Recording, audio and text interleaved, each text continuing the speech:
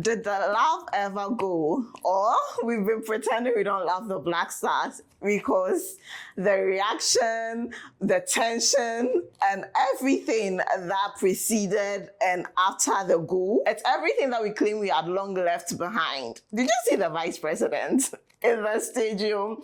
That was like, aside the goal, of course, that was like my moment of the match. Yes. And Ghana, the boys, they really pulled through as they beat Panama by 1-0 a 95th minute winner by Caleb Irinchi. A lot of people are calling him the new Michael Essien. And if you've seen the previous interviews by Essien where he touted him as someone that he sees qualities that he himself possessed, yesterday's match proved it. Interestingly, he's always been used by Otuado as a right back anytime he's played for Ghana. But yesterday when he was used in his position in the midfield, we saw the impact. Aside everything, let's give it up for the defense. Senaya, yes, Elijah Owusu, Jonah, even Gideon Mensah. Wow, what a resilient performance, especially in the first half. And Atizigi, he went off at halftime, but the saves and the moment he came to clear the ball to relieve pressure, it was just a team effort. You could see that the players worked for each other. It wasn't a flawless performance. Far from it. We could always point out some things we feel they should have done right, a pass they should have picked, or who kept the ball maybe too long. But we can't fault them for their dedication, their commitment. Even in the 95th minute, you had Caleb Irinchi, who had been on a yellow card since the 16th minute of the game, running into the box to equalize. I believe we now have our very own Bruno Cunha Shaw, because now we have our very own Caleb Antoine Asante, and back to Caleb to get the goal for us. All of Ghana is happy. Yes, you can see me clad in my Ghanaian jersey, proudly Ghanaian. And Nigerians and South Africans, we've not forgotten you. We know you guys stayed up late to hate watch, and that's what even makes the 95th minute winner sweeter, because you were waiting till the dying minute, and that's when we took hope away from you. The group is now opened up because England also beat Croatia by 4-2 earlier in the day.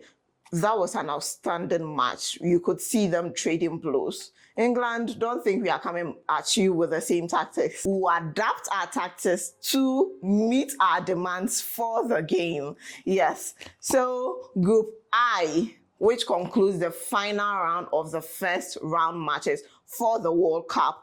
And yes, we beat Panama by 1-0. Moving on to our next story. Remember when we all said Thomas Partey being denied a visa into Canada because of his ongoing case in the UK could set a precedent? We weren't wrong, because Cote d'Ivoire's El Wai is also facing the same predicament that kept Thomas Partey out of the Ghana-Panama match. He also has an ongoing case in France for an alleged match fixing. Yes, so he's in court in France, and Canada might just be pulling another Thomas Partey on him. South Africa. They want the whole of Africa to support them against Czech. But guess what? Today, we are all Czech. But their captain has been speaking. He's been talking about how we should leave politics to the politicians and play the game of football as it is. I've been the target over the last few days about things that I haven't said. I didn't speak anything about Africa and people supporting Mexico. I can remember I've always said that, as Africa, we are one. We support each other. In good and bad moments, we've all got our own politics, we've got our own problems, our own fights that we deal with, back home.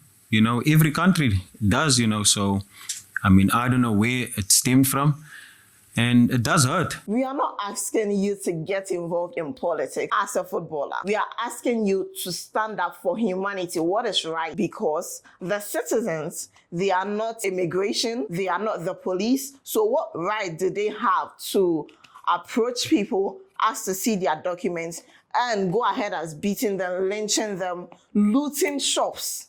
If you can't speak up for other Africans when they are in such situation, don't expect any love from the rest of us when you feel like you need support. Because please, we are putting our support where our mouth is. And our mouth are with our brothers and sisters still in South Africa, facing xenophobic attacks daily. Then moving on to our last story. Yesterday, England won by 4-2 against Croatia. Kane, a brace hero in that match. But that's not what is making the headline. England head coach Thomas Tuchel feels the photographers took away from the experience of the game for his first World Cup as an England coach. He felt the photographers were too close to the players. He didn't get a full view of his players during the national anthem. I'm begging FIFA to change the position of the photographers in the national anthem, because I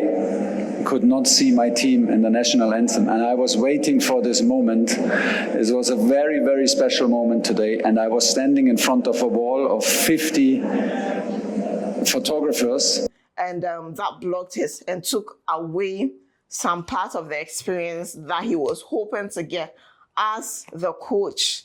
So maybe going forward, FIFA could position the photographers in a way that doesn't impede the view of the technical team, so that they also feel part of the team, because after all, it's a team effort, and that includes the players, the technical team, not just the players. The limelight is on all of them. They work together to make the beautiful game of football stick. Thank you for sticking and staying with me.